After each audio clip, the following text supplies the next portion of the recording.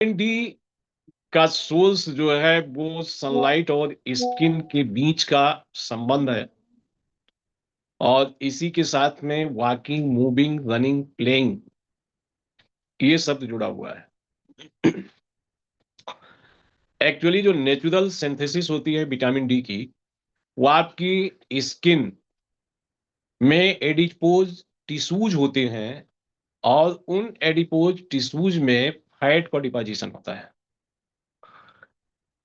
जब सनलाइट हमारे open skin पर पड़ती है तो एडिपोज टिश्यूज के अंदर विद्यमान उस फैट से एक फोटोनिक रिएक्शन होती है। आप बहुत ही अच्छे स्टूडेंट रहे अपने समय के। जो फोटान की बम्बार्डिंग होती है या संदेश जब पड़ती हैं, तो उससे विटामिन डी सिंथेसाइज होता है।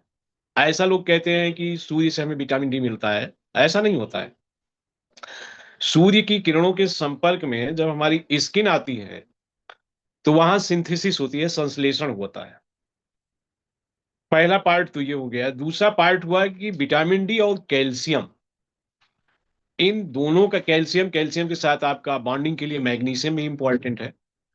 तो इसके लिए सबसे ज्यादा इंपॉर्टेंट काम है कि एक्सपोजर टू सनलाइट, पहला पार्ट।